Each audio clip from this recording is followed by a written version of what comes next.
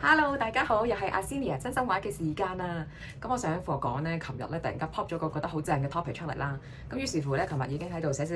晒啲功課啦。咁琴日拍埋㗎啦，拍埋之後咧，我仲剪埋，跟住剪完之後咧再睇翻啦，就覺得哇，仲有好多嘢想講喎，唔得。所以今日咧我就專登早啲起身再拍多一轉，咁就務求有更多嘅好嘢去 deliver 俾大家啦。咁呢個咁正嘅主題係啲乜嘢咧？就係 New Age 身心靈療愈課程嘅用家評價。咁咧，其實我都喺呢一個 New Age 身心靈療愈圈裏邊咧，就都超過10年嘅時間㗎啦。咁我自問咧，自己都係一個超級積極做療愈嘅人啦，即係積極到咧自己做埋全職療愈師啦，自己做埋全職嘅靈性導師啦，咁樣即係人生有一段好長嘅時間，你真係浸淫咗喺呢個 New Age 圈裏邊好耐。咁所以覺得咧自己係夠資格俾一個用家嘅評價俾大家嘅。咁尤其是啦，即係而家咧比我初時接觸 New Age 嘅時候咧更加闊啊，好多唔同嘅新人啦，唔同嘅派別啦。以前咧好似都好多噶啦，其實講有薩滿啊、能量療愈啊，跟住阿卡西啊、傳統嗰啲咩塔羅占卜啊，仲有嗰啲即係好闊嘅易經啊、占星啊，其實好多都統稱為 New Age 咯。咁而家咧就更多唔同嘅能量學啊、花啊、植物精華啊，跟住仲有嗰啲精靈啊，跟住 Galactic 啊。其實都唔係舊嘢嚟嘅，咁但係當你哋咧越接觸嘅時候，有冇都覺得哇，簡直係有一種混亂嘅感覺。跟住咧，如果你係一個都好想接觸身心靈、好想接觸 New Age 嘅話咧，咁可能你都會睇到一啲嗰啲新聞又好，或者係有啲人喺度寫文章分享又好，即係講緊嗰啲騙局啊、老師呃錢啊、扮大師啊等等等等啊，甚至乎可能有啲係直情裏邊有犯罪都有啊咁，即係好似好複雜咁樣。咁咧，其實我就冇諗住講嗰啲出邊嗰啲是非或者係點樣嘅，我淨係想講我自己嘅親身經歷俾大家，因為我覺得親身經歷咧就係一樣最公道嘅事嘅。咁我陣間最想分享就係咩咧？其實我想同大家講下，嗱，我又已經喺呢一個 New Age 療愈裏邊係浸淫咗成10年咁多，花真係超級多時間喺裏邊，仲有花咗都超過6位數嘅金額喺上堂啦、做療愈啦、上 workshop 啦，可能去啲靈性團啦咁。咁其實值唔值得咧？咁又或者改變咗我啲乜嘢咧？又或者我10年裏邊有冇俾人呃過、俾人騙錢咁樣咧？同埋我都想分享啲 tips 俾大家啦，等大家少走啲冤枉路啦。同埋對我嚟講啦，好嘅 healing 係咩體驗？同一時間咧，有啲咩 healing 咧，你覺得係做衰咗、失敗咗嘅？咁咧今日我都想係好密集咁樣啦，盡量簡而精咁樣咧，可以同大家分享到呢10年裏邊，我覺得我俾一個咩嘅 review 俾呢一個生涯咁。咁今日咧，我真係作為一個人同人之間一個分享啦。咁如果你啱啱入呢個圈嘅話咧，咁我都覺得自己係師姐啦，咁我就分享翻自己嘅師姐心得俾大家啦。咁我唔係一個靈性導師，亦都唔係一個療愈師。咁我咧就冇任何要 sell 任何嘅 course 啦，或者 sell 任何服務嘅一個意圖，將自己嘅體驗分享俾大家。咁睇下會有冇啲乜嘢你哋係帶得走或者有共鳴嘅咁樣。咁喺正式講我自己嘅用家評價之前咧，其實我都想俾少少 background 俾大家認識下，究竟我踩咗去邊個範疇先。咁我大概係2015年嘅時候咧，就開始咗我正式第一個靈性課程。咁我就嗰時就上頭井靈氣，咁之後咧就都叫枕住上咗一段時間啊，譬如話 SRT 啊、阿卡西記錄啊。咁阿卡西記錄咧就有緣成為咗我之後咁多年嘅一個好主軸嘅療愈，同埋真係指引住我嘅一個 path 嘅一個好嘅途徑啦。咁其實譬如話我真係講得出好多嘢都試過，有啲咩我好中意咧，就係我好中意做呢個家庭系統排列啦，或者簡稱家排。咁催眠都係一樣我成日接觸嘅嘢嘅，包括前世催眠啦、一般嘅催眠啦，又或者係量子催眠啦，又或者好似近似催眠，但係轉換潛意識嘅一啲嘅方法啦。咁亦都有試過係關於音樂啦、聲頻啦，用透過唱歌去做療愈啦、打鼓啦，又或者係嗰個頌缽啦，咁仲有係身體跳舞嘅呼吸嘅練習都有接觸過啦。咁我將我自己咧記得嘅接觸過嘅療愈啦、上過課程啦，咁我都盡量寫低咗，咁我就會寫喺下邊個 description 度，咁俾大家做個參考。咁點解我要講俾你哋聽我接觸過啲乜嘢咧？因為如果講 New Age 或者講療愈咧，其實係超級闊嘅，即係有啲療愈可能就係講能量，可能有啲人講身心靈就係講打坐，又或者係禪修。咁所以其實我只不過係想等大家睇翻究竟其實我呢個用家接觸過啲乜嘢，所以我嘅評價係對應翻啲乜嘢咁。咁如果好概括咁講啦，其實我嘅療愈咧主要嘅切入點咧都係睇翻究竟自己係有啲咩嘅生命嘅障礙、阻塞或者盲點啦，了解翻自己嘅情況啦，釋放情緒啦，同埋真係用翻一個神聖嘅觀點去睇到件事嘅禮物係啲乜嘢咯。即係雖然我用咗好多嘅方法，但係咧我通常嘅切入點都係用呢個切入點嘅，咁都係 for 大家做 reference 啦。因為都係嗰句療愈咧，即係你同人講療愈咧，其實大家講嘅療愈同 get 嘅療愈都係會唔同嘅，所以講清楚俾大家聽，究竟我係搞緊啲乜嘢啦。咁咧而家去到呢一個正題啦，咁就係我花咗10年嘅時間，用咗超過6位數字嘅金錢，上咗咁多嘅靈性堂啦，同埋咁多嘅療愈。究竟咧我嘅改變係啲乜嘢咧？咁我就想逐項咁樣同大家分享下，咁啊俾你哋參考。不過公道咁講啦，生命本身就係老師，咁所以咧其實我呢啲改變咧就唔可以話全部要歸功晒啊，因為我做咗呢啲療愈或者做咗嗰啲上咗嗰啲堂，所以我先有呢個改變咯。其實生命先係最重要個堂啦咁。咁咧，我第一樣講嘅咧就係我嘅情緒有啲咩嘅變化啦。咁10年前嘅我係咩狀態咧？我唔敢講自己係真係抑鬱症啊，但係咧我都幾容易偏向抑鬱或者係好 sad 嘅狀態，係個腦咧成日會碌住一啲咧，好似粵語殘片嗰啲黑白片咧，嗰啲好悲慘啊、好受害啊、啲人唔要你啊、唔愛你啊，呢個情緒好重啊。咁好多時夜晚發作啦，咁但係咧晏晝就冇事嘅，因為嗰陣時嘅我都冇辦法表達到自己最內在嘅傷痛或者嗰個情感。咁其實都以前嘅我係比較麻木少少啦，知道會識笑啊成嘅咁樣，咁但係一啲好深層嘅嘢係表達唔到出嚟咯。咁同埋以前嘅我咧係久唔久咧就會有種敏陣想發出嚟，但係啲敏陣咧又好難發喺啲朋友度啊，或者係一啲嘅識嘅人度，通常係自己敏自己啊，遲咗班車啊，突然間俾人踩親啊，又唔知敏乜嘢啊，唔知鬧邊個就會敏自己啦。咁但係咧，如果你話真係咧要嬲一個人啊發火咧，其實又真係好難同好少會有呢個情況發生。以前嘅我就會偏向委屈咗自己，同埋我唔知點解嗰時咧有1000萬個理由覺得咧包容係一件好美麗同埋係一件愛嘅行為咁。咁所以以前嘅取締咧都會無論對方發生咩事都好啦，就先諗係為對方諗佢有咩原因，然之後就用咗好多理由包容對方咁樣。同埋以前咧係都好多嘢好驚嘅，好怕黑啦，怕一個人啦。即係如果一個人要我行嗰啲巷啊，或者一個人住酒店咧，其實我以前係覺得自己一定做唔到嘅，即係覺得諗起就已經諗起鬼咁樣啦。跟住仲有怕講嘢啦，怕表達啦，跟住怕上台啦，真係好多嘢驚，同埋個人都幾緊張啦，即係好驚遲到啦，搭巴士又驚唔知點樣落車啦，搭小巴又唔驚點樣嗌啦，係好多。係裏邊成日都有個咁樣震嘅我喺裏邊。咁10年後嘅我嘅情緒狀態又係點樣咧？多咗好多 inner peace，多咗好多係內在嘅平安，會冇咁容易俾呢個世界外在嘅人事物咧干擾嘅。跟住即係未必係嗰種成日都嘻嘻哈哈好開心嗰啲。咁但係咧，我覺得呢個內在平安咧，其實係先至令到自己係真正舒服嗰個狀態咯。咁咧開心咧，我就覺得比以前咧係更加由心而發咁開心。同埋咧有時唔止係開心啊，我覺得咧最難得嘅係我而家係多咗比以前感受咩叫感動。即係嗰種感動咧係嗰種小確幸啊。可能你係睇到個藍天，哇覺得好靚。即係有時咧，你就會由心而發，都有真係可以有眼淚滴咗出嚟，覺得哇真係好正！即係有時多咗嗰啲嘅片刻，係覺得自己真係一個好幸福裏邊，自己感受到好多嘅愛流動，跟住自己喺度喊咁樣咯。係，我覺得呢個感動係之前冇咁多，甚至乎我都唔記得有冇啦，好似，但係而家就越嚟越熟悉嘅一個情緒啦咁。咁我而家咧係終於好似更加體驗到自己嘅憤怒啦，同埋更加健康咁流露。咁以前嗰啲亂咁敏感嘅情況咧，基本上而家冇晒咁滯，我覺得係即係唔會出現啦，即係亦都唔會吸引啲事情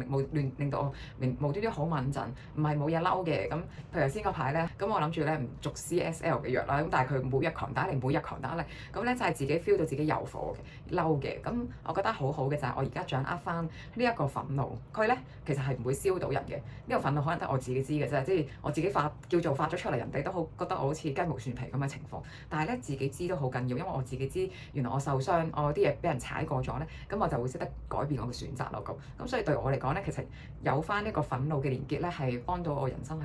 好多咯，唔會再係咁容易蝕底咯。同埋一樣嘢係好重要嘅就係關於情緒嘅覺知咯。10年後嘅我咧係更加了解到自己，同埋更加掌握到唔同嘅情緒，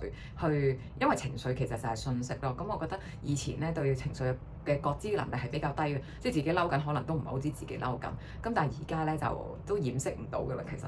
係唔敢講話真係好流動，但係咧都仲有時難，都覺得自己仲有一啲情緒可能未能夠去連結到嘅。咁但係比以前真係好咗好多。另外補充一點啊，喺呢10年裏邊咧，其實我係經歷過我嘅靈魂黑夜嘅。咁喺呢個過程裏邊，我感受到啲咩情緒咧？真係好絕望啦，好想死啦，好攰啦，好抑鬱啦，好無助啦。跟住係嗰種絕望就係全個世界就係黑色嗰種嘅感覺啦。咁咧呢個都維持咗好一段時間嘅，我諗2-3年裏邊浮下咁樣。咁但係佢真係會過。咁今年咧我就覺得係已經好似真係有種撥開雲霧見青天，我都好耐冇感受到嗰種絕望嘅感覺啦。咁所以其實對於情緒嘅療愈咧，我自己都真係覺得咧，其實某程度上係花咗10年嘅功夫去做到而家呢一個改變咯。咁我覺得係值得去花呢個時間嘅。即係其實我都唔知有啲咩更加快又有效嘅方法，但係至少而家事實話俾我聽係有效咯。咁亦都補充一點咧，就係我中間係冇食過任何精神科藥物啦，冇食安眠藥啦，冇食任何情緒鎮定嘅任何藥物咯。咁你哋都可以作為一個參考。咁第二樣嘢想講咧，就係我嘅性格有咩改變啦。10年前咧，其實我真係嗰啲乖乖女性格啦，即係好聽人講啊，跟住所謂尊重人意見啦，其實就係冇咗自己，跟住好唔自信啊，比較收埋自己啊，怕醜啊，講嘢都唔敢大聲啊，講嘢好慢啊，然之後好臨線啊，即係冇乜火氣啊，即係一睇就知道咧，好容易做水魚，同埋係好易俾人蝦嗰一種嘅性格啦。咁但係都好善良嘅，以前嘅我係。跟住咁10年之後嘅我覺得自己咧係自信咗好多嘅。其實雖然咧仲有好多嘅空間可以更自信，但係我覺得比以前咧，譬如話而家咁樣係同觀眾咁樣傾偈，我覺得係以前嘅我做唔到，冇可能咯。咁希望而家都有進步嘅，真係。跟住睇到自己價值呢個好緊要啦，覺得自己重要咗啦。因為自己重要咗，所以我覺得我嘅聲音都重要啦。如果唔係拍咩片啊，你都唔重要，係咪先？同埋覺得自己更加真實啦，因為同自己連結多咗，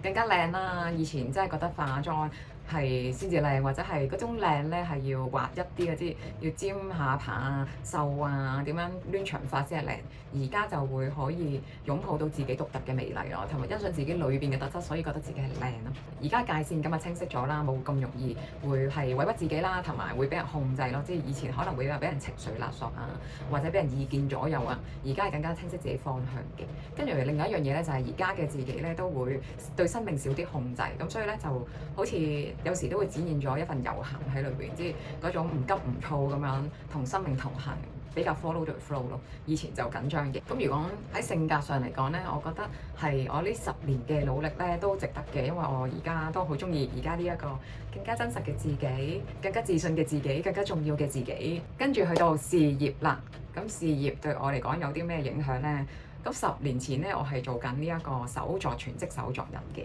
咁嗰時咧，我都覺得自己係做緊一啲我中意做嘅嘢嘅。咁但係咧同一時間都覺得中意，但係亦都會就個市場啦，因為始終你啲嘢太另類咧，咁咪即係你個 market 係好窄咁。咁所以嗰時都感受到自己會傾向都會將自己扭曲少少，或者係磨少少去就翻個 market 咯。咁有樣嘢我覺得都好想 point out 咧，就係10年前嘅我咧係超級勤力，係要非常之勞動型咁樣啦。每一日要做10幾個鐘啦，一個禮拜係唔停咁樣做啦，可以放好少假啦，係不停透過勞動去體驗自己嘅存在價值啦。我覺得有呢個部分。咁10年後，我覺得最大嘅唔同咧，就係呢一個勞動毛咧，真係終於好似開始就係唔再能夠喺我生命裏邊運作，因為都明白到嗰個 work-life balance 嘅重要啊！我感受到裏邊嘅疲倦之後咧，我就唔想再不停咁樣委屈自己，不停辛苦自己。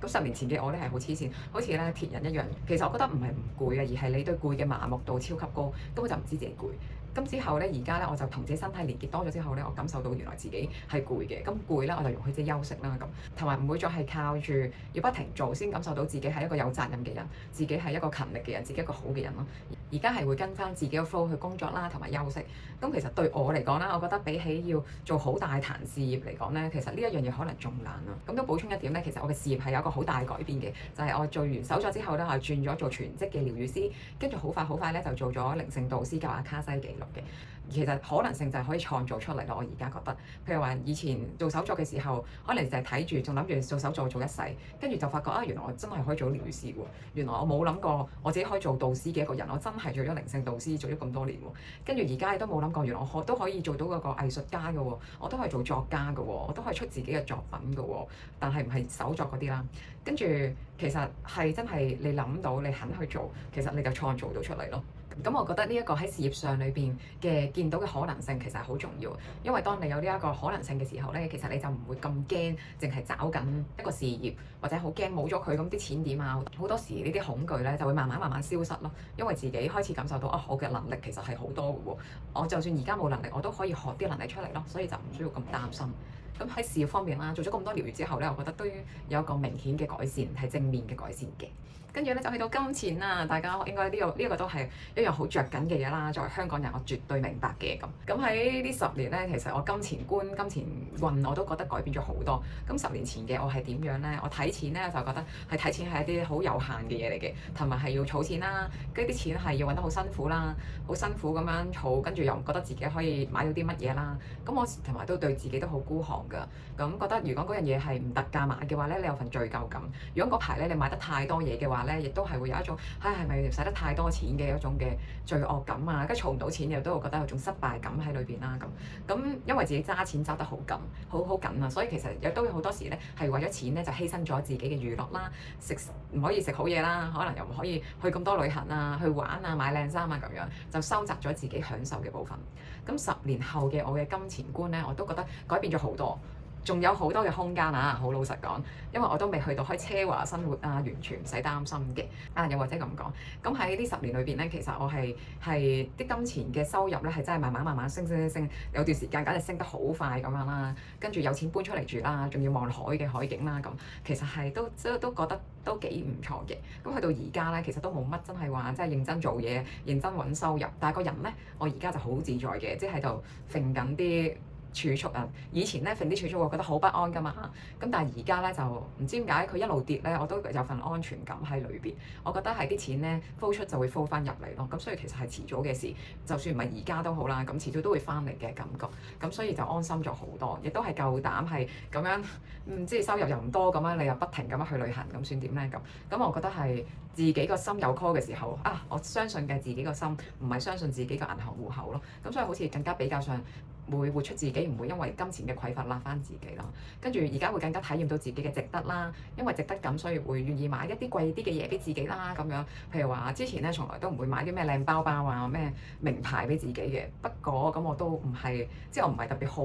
名牌嘅人嚟嘅。咁但係咧之前真係睇中咗啲嘢啦，突然間入去間鋪頭裏邊冇咗萬幾蚊就買咗個包包。咁呢樣係都感受到原來自己係鬆手咗對自己咯。又或者好似鑽石咁啦，人生從來冇買過鑽石俾自己，跟住就係唔知陪朋友睇鑽石，跟住無端端又自己買咗，呢啲係以前會發生嘅事啦。咁其實而家係真係想對自己好啲咯，同埋錢財真係身外物，咁你唔用喺自己身上，仲要等幾時咧？咁樣，咁我覺得我對金錢嘅感覺係安全咗好多，亦都感受到裏邊嘅豐盛感係真係大咗好多。但係都係好老實講啦，我係未去到好奢華嘅層次嘅，即係未去到賺大錢啊，出入酒店都冇，大酒店都冇所謂。咁暫時未去到嘅，但係我覺得係10年嘅經歷，雖然花咗好多錢，但係我都覺得入咗好多錢，同埋入咗好多愛喺裏邊咯。咁係啦，跟住咧，我哋就講愛情啦。咁10年前嘅我嘅愛情咧，大概係點咧？嗰陣時啊，我係真係一個都幾我覺得唔能夠獨立嘅一個女仔啦，喺愛情嚟講，因為好依賴對方給予愛啊。咁如果對方咧係嗰啲 message 覆慢啲啦，覆得好奇怪啦，可能失蹤啦，或者佢行為層面冇即係俾一啲我覺得需要嘅關心咧，我會好挫敗，好失落，可能係影響到我嘅情緒，不停咁去喊啦，跟住覺得自己係好抑鬱、好不被愛咁樣啦，同埋係好冇自信嘅愛情，好驚嗰種失去嘅感覺啦。即係哪怕可能對方其實真係擺明唔係話十分之投放好多感情落去嚟到都好啦，自己唔知點解又會好似唔介意咁樣，亦都係想留守喺呢段關係裏邊，甚至乎諗點樣可以令到關係更加好，即係花咗好多精力就係點樣維護關係，但係其實心底裏邊就係一份好怕嗰份關係嘅斷裂嘅感覺啦咁樣。同埋都嗰時喺愛情裏邊冇咁體驗到自己嘅價值㗎，咁有時會偏向就咗對方啦，聽對方意見啦，咁同埋喺愛情裏邊都感受到，咁同埋喺關係裏邊我感受到自己咧唔係好體驗到自己嘅價值咯，咁所以其實係好似唔敢去向對方作出一啲要求啊，甚至乎其實嗰啲都係啲好似好人之常情嘅要求都好啦，自己都會偏向壓抑嘅，因為正係你如此多麼嘅卑微同唔重要，所以你你點去講你自己嘅需求？你點去講你嘅感受係重要咧？咁樣咁同埋嗰陣時都會比較容易妒忌啊，因為自己覺得自己可能唔夠靚啦，唔夠好啦咁，所以就會自己喺度想像，即係會唔會其實佢仲有其他中意嘅對象，或者係嗰啲人可能未必係中唔中意，只不過人哋係更加覺得更加正咁，你就可能心裏邊起咗份妒忌心喺裏邊咯咁。咁而家嘅我咧，關於愛情咧，其實係真係唔同咗好多。但係咧，好老實咁同大家講，而家狀態咧，我就係 single 嘅，即係我係做咗10年療愈同埋嗰啲收穫之後咧，我都未能夠吸引一個咧，真係能夠同我結婚生仔、建立長遠家庭嘅幸福伴侶咁樣。咁但係我咧就行咗另一條路，我呢條路咧就係我自我圓滿嘅路啦咁。咁而家嘅我真係唔會再係嗰啲人哋一個動作，跟住一個 message 就令到我咁易動搖，究竟我係咪仲係被愛嘅咧咁樣？而家嘅我係比較能夠同自己相處，而如果有伴侶喺身邊嘅話咧，我會覺得呢個係一個 bonus 多啲咯咁。但係中間過程其實係唔止淨係療愈嘅好，亦都好老實講，係因為係我仲係不停遇到唔同嘅對象啦，不停咁樣去拍拖，然之後課題穿越咁樣，跟住可能分手，跟住之後可能遇到下一個又再嘗試，再去愛多次，然之後再有挑戰，跟住再去療愈咁樣，即係不停咁樣重複喺呢個狀態裏邊嘅。咁呢10年時間咧，我覺得其實我嘅愛情觀都唔同咗好多。即係以前睇愛情咧，就係想有個好嘅伴侶錫自己，但係而家睇愛情咧，更加睇到嗰種愛情嘅靈性意義係啲乜嘢？就係其實愛情都係一個好似一塊鏡咁，其實係幫大家真係互相成長同互相看見自己咁樣。咁所以其實唔會再好似以前咁覺得個愛情嘅功能就係要追求嗰種嘅幸福啦，然之後追求就係之後要結婚啦，然之後生仔啦。而家基本上差唔多冇晒呢一個念頭㗎啦，比較上都想揾一個靈魂伴侶嘅。就係一個真係同自己心有共鳴、了解自己同埋方向主要價值觀一致嘅一個人啦咁。咁我就仲揾緊。咁另一樣嘢我都覺得係一個改變咧，就係我對伴侶嘅要求真係高咗好多。咁以前可能真係未必會咁睇到自己嘅要求或者自己嘅需求。咁所以咧，其實係可能有啲嘢咧係你一路忍咗好耐，或者同你唔夾啦、唔啱頻率啊，但係唔知點解你都會係容許佢喺生命裏邊不停出現。咁但係呢一樣嘢原來係對自己唔好嘅咯。而家咧我就會提高翻自己嘅要求，或者更加清晰翻自己想要啲乜嘢，咁會更加係想同自己未來嘅 partner 係有一個正向嘅一個互相，即係互相唔係互相挑大家課題，而係互相行前嘅一個伴侶咁樣咯。咁呢10年嘅靈性療愈之路咧，關於愛情，我覺得我自己係都做得好好嘅，同埋呢一種咧自我圓滿嘅感覺咧，我覺得先至係原來先係我真正想要嘅嘢咯。即係如果我要不停有一個伴侶認同我、愛我、錫我，先知自己值得被愛嘅話，好似唔係我想要嘅嘢。反而原來呢種自我圓滿，我看見自己價值，我看見自己珍貴，我知道自己值得被愛，我知道點樣陪自己，呢啲先係需要重要嘅嘢咯。咁所以喺愛情嗰方面咧，我覺得自己要比較讚自己嘅，係做得好嘅咁。跟住咧，就想同大家講下咧關於身體層面嘅改變啦。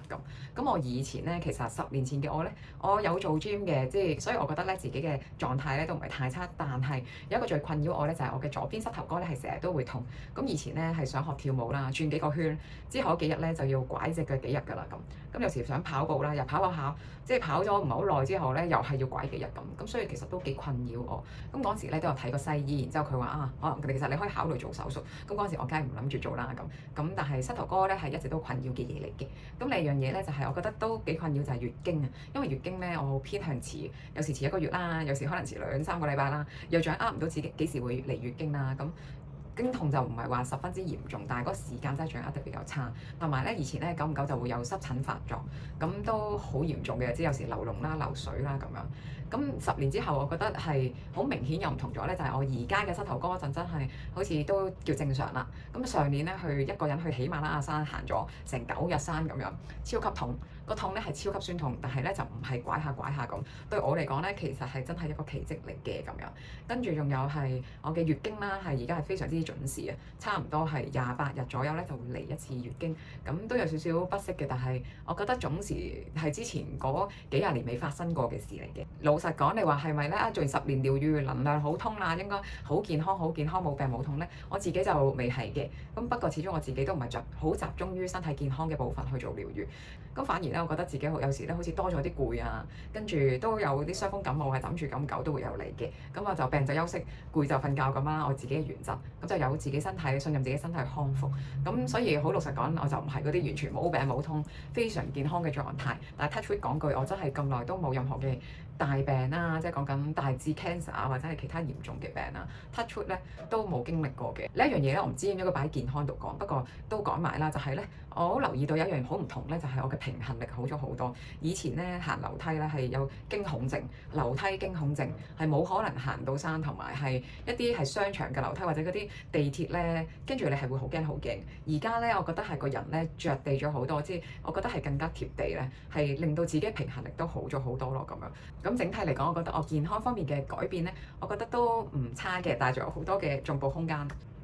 跟住咧，我就覺得呢個真係重點啊，就係原生家庭關係啊。咁回顧翻啦，10年前嘅我嘅原生家庭關係咧，都真係麻麻地嘅。咁咧講我媽咪先啦，我同媽咪嘅關係咧係其實都好多愛喺裏邊嘅。阿媽都覺得佢係一個好有愛嘅人啦。咁我都好愛媽咪嘅。咁但係你明唔明啊？喺愛裏邊咧，有時咧有一份恨意，係一份説不清嘅恨意，成日都糾纏喺裏邊。咁所以咧，其實咧同佢相處嘅時候咧，就好似有一種都想避開佢啊，又或者可能有時係會唔想聽佢講嘢啊，覺得佢煩啊，可能唔明白啊，或者係都好，但係心裏邊咧又好驚去觸動到佢啊，同埋唔聽佢話。即係如果有樣嘢咧係佢唔中意嘅話咧，可能我就會唔做㗎啦咁樣。跟住又喺佢面前表達唔到自己想要啲乜嘢啦，可能講唔到真心説話啦咁。其實都同佢係會有段距離喺裏邊，冇咁舒服啦咁。咁同阿爸嘅關係咧，我又覺得更加差嘅，因為爸爸咧好細個咧就已經離開咗屋企啦，咁佢都唔係好負責任嘅。咁所以其實咧喺我人生裏邊咧，我覺得我同阿爸嘅關係咧都幾多嘅恨意喺裏邊啊，即係覺得佢唔好啦，覺得自己受害啦，覺得自己冇人照顧啦，然之後覺得阿爸點點點啦。對男人都好多嘅睇法，咁以前咧就10年前真係原諒唔到佢，同埋都覺得自己係嗰陣時係好多壓抑咗嘅情緒嘅，即係唔諗咪冇嘢咯，你明唔明？咁但係原來嗰陣時嘅我唔係冇嘢咯，只不過壓抑咗咯，所以係好似冇嘢咁樣。咁但係呢啲同爸爸關係，你以為冇嘢嘅地方咧，就會喺你嘅愛情裏邊去反映翻出嚟啦。咁所以都係一個好大嘅問題嚟嘅。跟住10年之後啦。我用咗好多時間去處理原生家庭嘅嘢嚟嘅，即係不斷做和解啦，不停去理解佢哋啦咁。我覺得而家咧係真係好咗好多。咁而家同媽咪相處啦，我覺得有份平等同和諧喺裏邊啦，會想同佢講下笑啦，會諗住想即係會想氹佢開心啦。咁以前都想嘅，但係以前硬係有種嗰啲嘅敏陣喺裏邊咧，就隔住咗嗰份愛。我覺得而家咧就冇咗嗰啲敏陣啦，嗰啲嬲咧，跟住咧嗰份愛就流動到咯。同埋而家咧，我更加能夠掌握到人生想要嘅係啲乜嘢，同埋我會行我自己想行嘅方向，冇咁容易可能俾媽咪嘅諗法就去左右到我。咁其實咧，我覺得。當我越俾自己自由嘅時候咧，發覺原來同阿媽嘅關係都會越嚟越好咯，因為嗰種嬲佢唔俾我做嘅部分就冇咗咯。咁所以喺父母關係裏邊嚟講咧，我嘅自主權咧其實係高咗好多嘅。跟住去到同阿爸嘅關係啦，咁我覺得其實都改善咗好多嘅。咁以前嘅恨意，我覺得而家就真係冇乜㗎。同埋以前嗰啲受害者嘅心態咧，亦都係慢慢咧咁消融咗。因為當我能夠睇到其實爸爸出現喺我生命裏邊，佢用咁嘅姿態去離開呢個挑戰，其實正正係我成長嘅養分。令到我今日可以成為呢一個嘅我，所以喺呢一個視點裏邊去睇翻點解我揀呢個阿爸，點解遇到佢，其實佢都真係去成就我，咁所以其實都有份深深嘅感恩喺裏邊。咁但係好老實講咧，我嘅和解裏邊咧係喺能量層面啦、潛意識嘅層面啦、自我嘅和解啦，我就冇專登去抄翻揾翻佢喺邊度，然之後同佢親身講聲嗰啲愛你啊嗰啲，就我就冇做到呢啲嘢，我都覺得好似唔需要做。咁樣總括原生家庭嘅話咧，我覺得我自己係做得唔錯，不過我真係花咗好多功夫喺呢一個原生家庭裏邊㗎，咁所以係利申講明先，咁但係 work 嘅，係值得嘅，係啦，咁而家終於可以同媽咪開心咁樣飲個茶，呢個係真係好感恩嘅一樣嘢嚟。跟住去到思維同世界觀嘅改變，我都覺得好值得分享。咁10年前咧，其實我都覺得自己咧仍然係幾受害者，雖然睇完與神對話，佢會話俾你聽思想創造實相點點點，咁但係其實以前咧唔係好 get 㗎，你係知道一啲嘢㗎咋。但係咧，我覺得做咗好多療愈同埋轉化之後咧，10年後嘅我係真係 get 到嗰個影響係啲乜嘢，啲嘢係點樣吸引翻嚟。咁所以咧，能夠慢慢真係覺得自己從一個受害者嘅角色變為一個我要承擔自己人生嘅一個角色，咁係拎翻力量啦咁。同埋10年後做咗好多療愈之後咧，再去睇事情咧，已經唔係成日都嗰啲啱錯好壞，而係嗰件事嘅意義係啲乜嘢咯咁。所以睇呢個世界係少咗好多唔順超唔順眼嘅地方嘅。跟住咧亦都會更加記起自己其實係一個靈魂啦，而唔係純粹一個人啦。而我哋係一個靈魂，有呢個人類嘅肉身去落地球去體驗人類嘅體驗。當呢個記起之後咧，我就都覺得係嗰個力量會大咗好多，同埋同神嘅關係會更加連結啦。咁而呢一個連結咧係真係我覺得要用時間鑄造出嚟嘅，跟住絕對唔係你睇幾本書睇人哋嘅見證而得嚟嘅嘢，而係透過生命去感受佢存在，透過共時性去看見佢，跟住而家係更加感受到神嘅真實性咯。同埋咧，而家會相信所有嘅事情嘅發生咧，都有佢神聖嘅原因同埋神聖嘅時間，所以個人咧係多咗耐性啦，同埋多咗臣服，即係少咗問點解，可唔可以唔係咁嗰啲，就都真係少咗好多咯咁。總括翻咁多層面嘅改變啦，我都真心咁樣去欣賞自己而家創造到呢一個自己咯，因為我覺得而家個自己係靚啦，更加有力量啦，我更加愛到呢個自己啦。雖然我真係唔係完美，但係我真係感受到嗰份愛嘅流動係好嘭嘭聲咁圍住自己啊！而呢一樣嘢，我覺得我都唔知點樣用錢同時間去衡量，但係我自己呢一個真係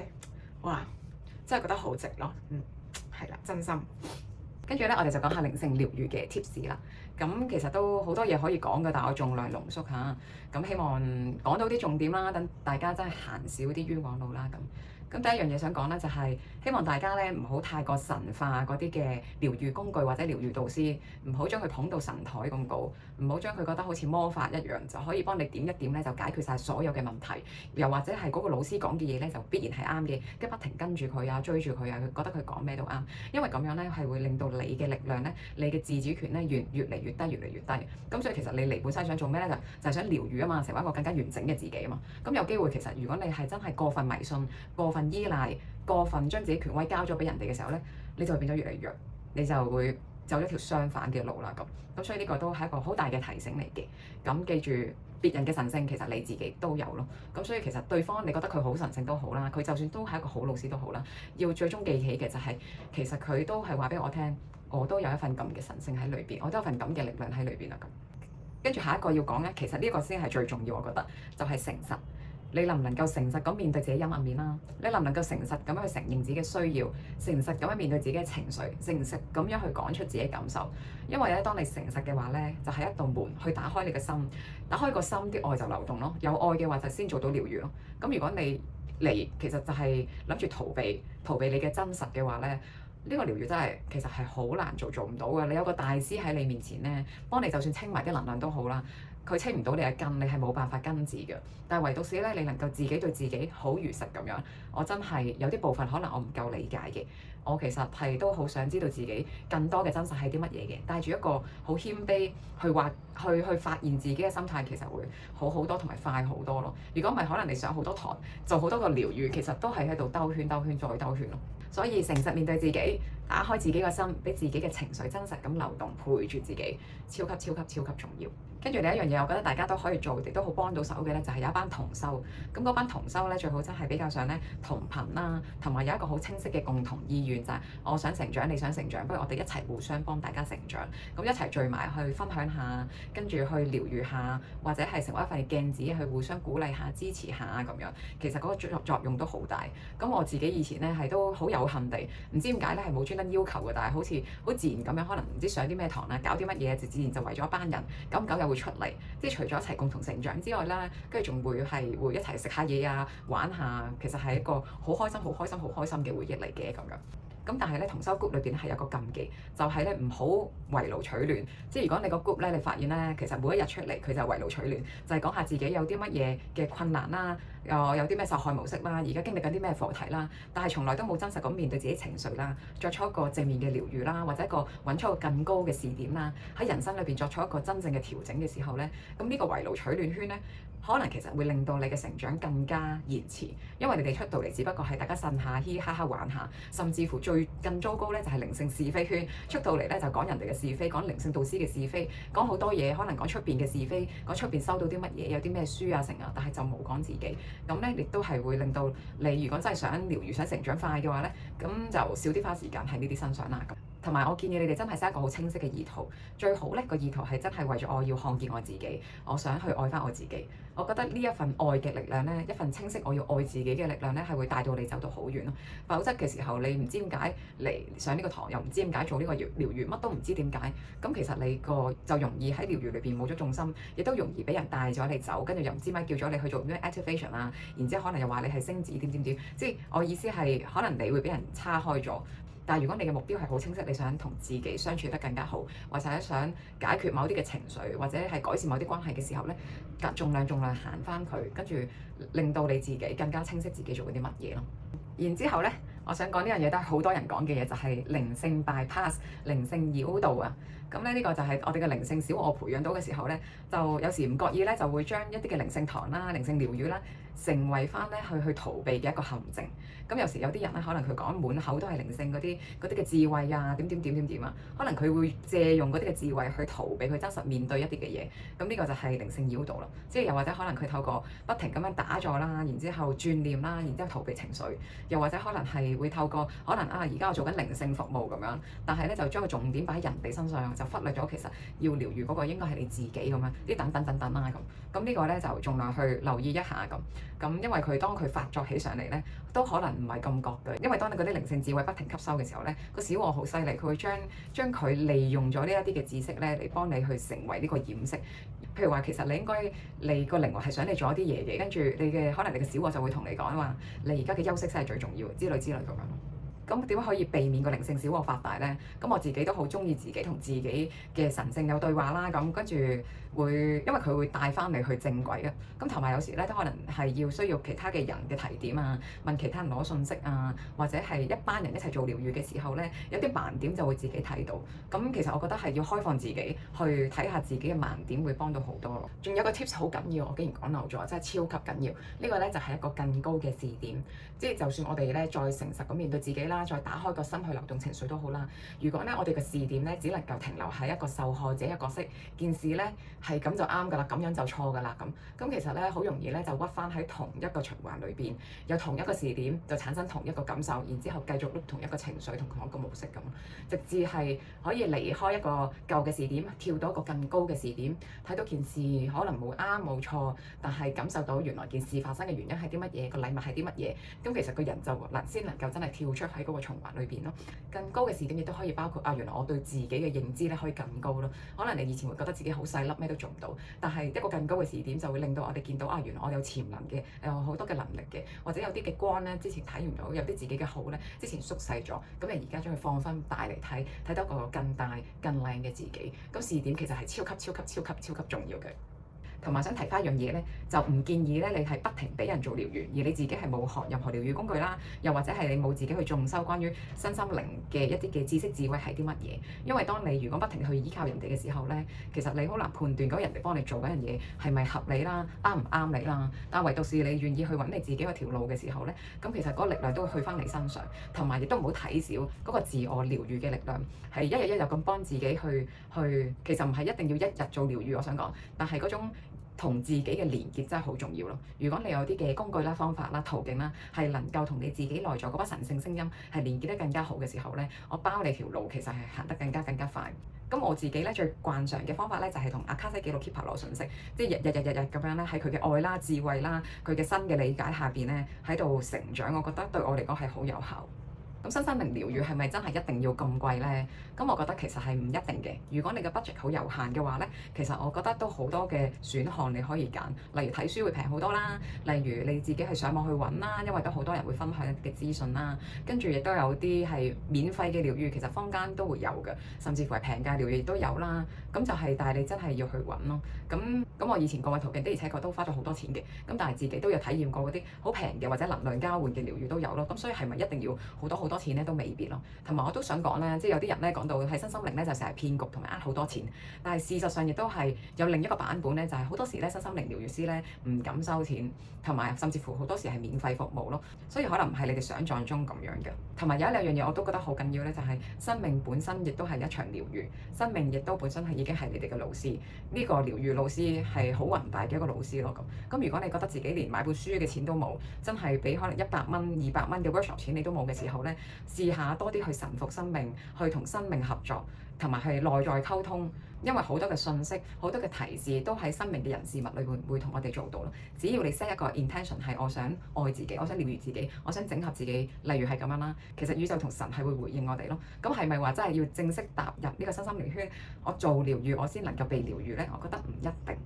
只不過療愈係一個好直接嘅方法啦，咁尤其是如果你係個 budget 低嘅話咧，我都建議你可以做多啲嘅一啲嘅內在自我溝通嘅功夫咯，咁樣就每日做每日做，有啲似可能感恩日記啦，又或者係情緒日記啦，寫得自己內心嘅感受係點啦，又或者有啲人係內在小孩日記啦，會叫做都係講緊係裏邊嘅感受，將佢表達翻出嚟。咁咧你不停咁樣去做，日日去做咧，日子有功咧，其實呢一個都係一個療愈，呢個都係一個成長，呢個都係一個自我了解同一個係擴展嘅一個好好嘅方法嚟㗎。咁最後想提醒大家咧，就係盡量唔好太依賴外在嘅療愈嘅嗰啲能量物啊、水晶啊，或者係有各式各樣嗰啲符號啊、blah blah blah 咁。因為喺 New Age 咧，好多時係都會有老師又話呢個好啊，嗰部機又好啊，然之後嗰個水晶又好幫到手啊，幫到你可以保持頻率啊咁。咁咧我唔係話嗰啲嘢係冇用嘅。咁但係如果你將個重點覺得我冇咗嗰啲嘢咧，我就唔能夠好嘅話咧，咁其實你係不停咁削弱緊自己力量。你要記住，最大嘅力量都係嚟自於你自己裏邊咯。咁所以你唔會冇咗個水晶，你嘅人生就會倒霉；你唔會冇咗嗰幅能量畫，跟住你嘅事業就會崩潰，冇咗啲錢。其實唔係咁回事咯。反而如果你能夠更加相信你自己，你喺裏邊嘅內在功夫，你嘅念改變，你嘅情緒狀態改變咧，其實呢一個療愈會嚟得快好多，你都慳少好多呢啲買好多呢啲能量嘢嘅錢啊。因為其實係真係可以好貴嘅。咁係咪呃錢我就唔想喺呢度評價啦，因為始終好多咁。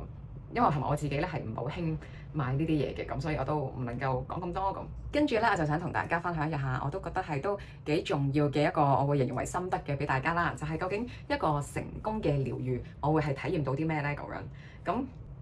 成功嘅療愈咧，其實唔係會令到你睇到好多好多嘅光。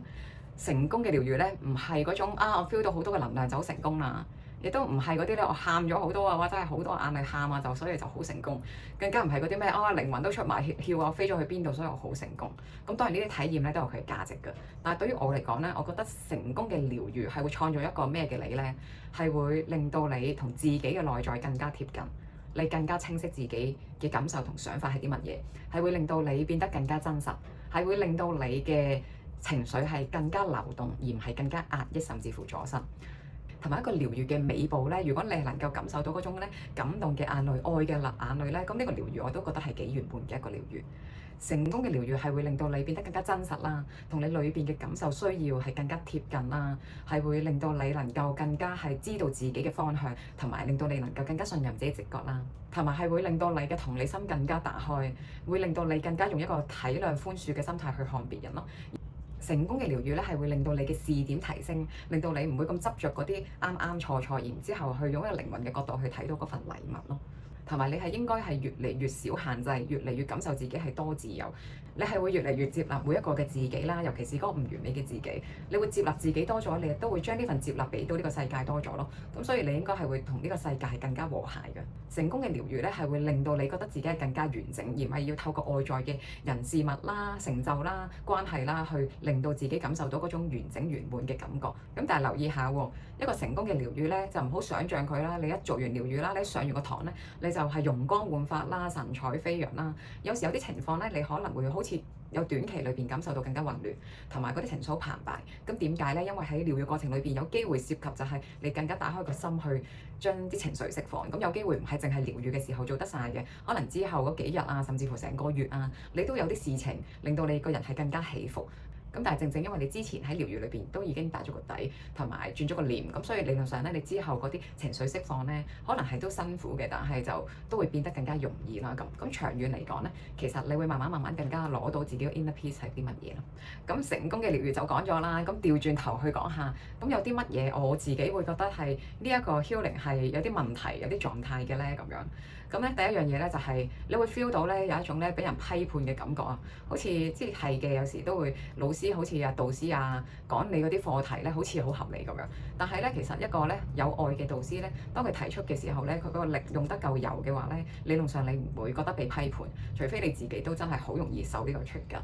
咁如果療癒師唔夠功力嘅話咧，佢真係有機會將佢自己嘅批判擺咗喺你身上，你會覺得自己好似俾人拮咗到，你會唔舒服咯。好老實咁樣同大家講，陣間分享嗰樣嘢咧，唔係我親身經歷嘅，但係咧我都係聽一啲嘅客人啦、朋友啦，佢哋講佢哋自身嘅經歷。咁佢哋經歷咗啲咩咧？就係覺得好似咧個療癒師或者個導師咧有種恐嚇嘅成分啊。例如係如果你唔咁做嘅話咧，你就會咁樣噶啦。如果你係唔幫屋企人嗰個祖先祈福嘅話咧，咁你嘅生意咧其實都真係好難會好啊，或者點點點啊。咁其實咧佢哋會有一份咧恐懼嘅能量係加喺俾你，就話俾你聽，如果你唔做呢一樣嘢咧，你就會衰落去㗎。咁你小心去感受翻，其實佢加俾你嘅恐懼啊，定係一個溫柔嘅提醒咯咁。咁有啲比較明顯嘅話咧，佢就可能真係會話呢樣你要做，做完之後咧呢啲就好㗎，下次嚟你就做嗰樣啦，然之後咧就要清呢啲嘢，然之後咧我就幫你唔知點解咧，其實你問愛情喎，揀就幫你睇埋健康，然之後發覺你健康有問題，跟住咧唔緊要，我見到呢部機咧其實都好啱你，你可以試下睇下啱唔啱咁樣。咁其實咧，你明唔明啊？有可以係一個 loop 嚟㗎，呢個都可以係一個你不停去揼錢，唔知做咗好多嘢，但係有機會你嘅改變好少，或者甚至乎咩都冇改變。因為個靈性療癒師其實佢嘅方向都偏離咗愛，而你咧其實亦都攞唔到自己嘅力量去主宰翻自己人生，去為自己負責任。咁所以你同嗰個療癒師嘅關係亦都會變成一個 loop 咯。你繼續聽佢驚，然之後你繼續做佢要做嘅嘢咁。咁呢個都係要早避之則吉嘅。同埋，如果有個靈性老師或者靈性療癒師同你講，我呢個系統咧就痊癒就最正、最快、最勁㗎啦。咁其他咧你都唔使學，同埋其他你唔使接觸㗎啦。咁咧你就第一個反應咧就係掉頭走，因為咧正常嘅老師同埋療癒師唔會咁樣講咯。其實我自己體驗咧，我覺得冇一個療癒嘅方法係最啱咯。但係有時咧，某啲嘅時候會比較適合某啲嘅方法，某啲嘅人咧係會比較適合某啲嘅方法。但係真係冇話最啱同埋嗰啲宇宙最強，我唔相信咯。同埋都好緊要嘅係唔係方法嘅問題，係你嘅問題，係你能唔能夠打開心去面對自己咯？呢個係先係最重要。咁為咗拍呢條片啦，咁我就好認真去諗，其實喺呢10年裏邊，我有冇真係俾人呃過錢啦？做咗啲唔等使嘅嘢，嘥咗大嚿錢咧咁樣。咁我就其實又覺得好似冇嘅，即係冇一啲係有心呃錢嘅老師，冇有心呃錢療癒師。我覺得好彩我自己啊係未見過咯。咁但係有啲咧都花咗真係唔少錢落去嘅。咁跟住我又諗喎，其實我花咗嗰啲錢喺嗰啲嘅堂或者嗰啲療癒度，其實係值唔值得咧咁？哇！呢個問題其實我就覺得都幾難答。因為我再回顧翻咧，以前上咗，即係可能有時你花咗一嚿當係2000蚊，但係你攞到好大嚿嘢，可能你花咗2萬蚊，但係你覺得攞嘅嘢又好唔係咁多，好似有啲失望咁，係有呢個情況喺裏邊嘅。咁但係係咪係代表嗰個療癒冇效，或者係個課堂冇用咧？我又覺得好似唔可以講得話係。點解咧？嗱，呢個真係好老實。我回顧翻嘅時候咧，我覺得係狀態問題，就係我當時經歷緊啲乜嘢啦。我能夠打開自己嘅究竟係有幾多？原來其實都好影響我拎得走幾多，或者轉變到幾多咯咁樣。咁如果係嗰排可能真係自己都好似好 ready 有啲嘢要出嚟，或者有啲嘅改變咧，我覺得係做少少嘢都好啦，都唔關於錢嘅問題，但係就覺得哇嗰樣嘢好犀利，好似係已經係即係做完之後已經係耳目一新嘅感覺，所以我覺得有時係關狀態事。跟住亦都再回顧翻啦，我記得嗰陣時試過上堂咧，就唔知點解好眼瞓，有一半嘅時間咧就好似瞓咗覺咁，但係都好貴，成幾萬蚊咁樣。咁係咪呃錢或者冇用定點樣咧？咁我又覺得唔係嘅，但係好似可能裏邊自己真係有一份未 ready，所以我冇辦法好清醒咁去完成嗰個堂。咁但係再諗翻，咁係咪我冇得着咧？咁我又覺得好似又講唔出，又唔係咁。咁所以其實我喺度諗，我有冇俾人呃錢咧？我就覺得係我講唔出，我真係有俾人呃錢。我覺得冇咯，我覺得我暫時遇到嘅都係正常嘅有用心去做嘢嘅人，只不過係有啲真係再用心啲，你會覺得有啲咧就真係好似有啲求其喎，你唔好照碌屎讀啦，都識啦咁嗰種嘅感覺啦咁。咁如果你啱啱真係接觸呢一個療癒 New Age 啦，但係你又好驚上錯堂，好驚俾人呃錢，真係遇人不淑嘅話咧，咁嘗試都放低個恐懼，因為我嗰陣時都係傻更更入去，咁我覺得都尚算 OK 啊，而家都更加靚咁，更加好咁樣出翻嚟咁，所以未必係一定會遇到唔好嘅老師同埋導師嘅。咁不過咧，我覺得你 set 一個好嘅 intention 啦，宇宙都會聆聽你去和應你，因為如果你真心想改變嘅話咧，我覺得嗰個你真正嘅老師就會嚟咯。咁點解如果你遇到嗰啲老師同埋療師都係覺得好似唔啱咧？可能有啲嘢咧你未真正 ready 嘅。哇，其實我覺得咧呢10年咧都實在太多嘢可以講啦，太多嘢可以分享啦。咁我又驚呢一集太長，亦都驚呢一集太少，咁我都喺平衡緊咁樣。咁而家都係時候嚟個最後嘅總結啦。我花咗10年嘅時間，用咗超過6位數字嘅金錢，究竟上咗咁多嘅堂同做咗咁多嘅療癒，值唔值得咧？我自己問心係真係超值嘅，係都有啲肉痛嘅，或啲錢嘅離開。咁但係錢真係身外物咯，因為而家成長到成就到嗰個自己咧，係想像唔到嘅。10年前係冇諗過會生到一個咁樣嘅自己出嚟，而我呢一刻真係好中意呢一個自己。雖然而家都好多唔完美啦，都諗傻豬嘢啦，都有唔開心啦，但係我覺得而家個自己係可以有一份愛包住自己嘅感覺，之前冇體驗過，而家就都係真係感受到嗰份滿滿嘅自愛，無論點都好，係唔同自己不離不棄。呢個真係形容為我唔知自己係幾新收到，我先至可以體驗到而家呢一刻咯。所以我覺得係超值嘅，所以我覺得係超級值得去花呢啲嘅時間同埋呢啲嘅錢去了解自己，去改變自己咯。咁呢段路我行咗10年呢，其實都好多神奇嘅事情發生嘅，講真。但係咧，我會形容為你唔好諗啲咩魔法啊，即係嗰啲咧叮一叮轉一轉念啊，搞一搞揈個靈擺咧，跟住你人生就有大改變。你千祈唔好追求呢一樣嘢，我覺得咁樣嘅話咧，同生命偏離咗。反而咧，你能夠俾耐性自己一步一步陪住自己行咧，呢一個力量，呢一份愛咧，我覺得更加嚟得難得啊！同埋真係嘅，俾我再長氣啲講多句。一定要對自己好誠實咯。我覺得我自己呢一段路，我走得都相對嚟講快嘅，即係我用一個比較啦，其實都有少少係睇下唔同嘅人咩狀態啦。因為我真係俾好多嘅時間心機係關於真係做自己裏邊嘅功夫。咁其實係真係你對自己越誠實，你越容許自己嘅心打開同流動情緒咧，嗰個改變係快好多。但都係嗰句。我所講嘅快唔係魔法的一剔手指，然之後你就唔同咗啦。咁唔好追求呢啲嘢，唔好追求魔法，唔好追求神力，仍然一步一步踏實啲咁去做翻個人咯。行靈性唔係等於你唔係一個人，行靈性我哋會記起自己一個靈魂，但係佢唔會將你變成神化咗而忘記咗自己一個人。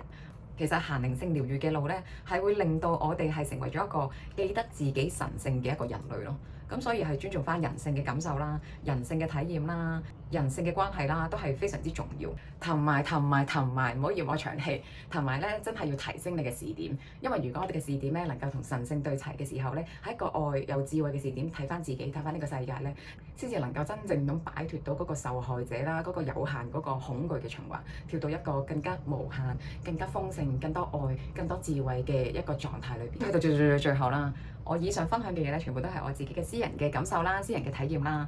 而當你真真正正行入去體驗咩叫靈性療愈，去上啲靈性課程嘅話咧，必然你係擁有你自己獨一無二嘅一個體驗啦、同睇法同經歷嘅咁。咁如果你係內心覺得都係有個 call、有個感覺、有個召喚係想做嘅話咧，咁你就照聽翻你個心嘅聲音啦，真係唔使聽咁多人嘅意見，亦都唔使做咁多嘅研究，究竟咩係好，邊個好老師，咩係好頻率，因為經驗就係你嘅老師咯。哪怕你可能上咗個堂之後覺得好似呃咗啲錢，又或者好似都唔知做咗啲乜咁，甚至乎覺得佢都唔好嘅話咧，呢個經驗對你嚟講一定有啲特別嘅意義，有佢珍貴點，同埋記住唔好將你嘅力量俾咗其他人，你要俾翻自己，因為真正能夠療愈自己嗰個咧，就永遠都係自己。如果自己呢一個正中心位擺得唔夠正嘅話咧，其實啲外力先能夠容易入侵你嘅生命去影響你咯。咁所以揾到個好嘅靈性導師重唔重要咧？梗係重要啦。揾到個好嘅療癒師重唔重要？重要。但係你嘅狀態、你嘅心態更加重要。最好係你自己去慢慢去揣摩靈性療癒係啲乜嘢。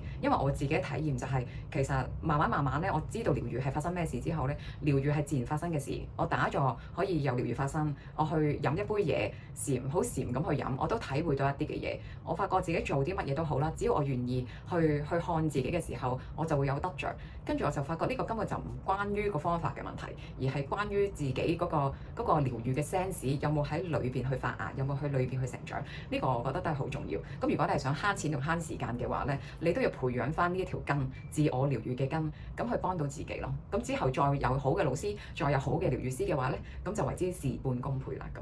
哇，真係〜好多嘢想同大家講啊，都唔知自己講緊啲乜啦，有少少。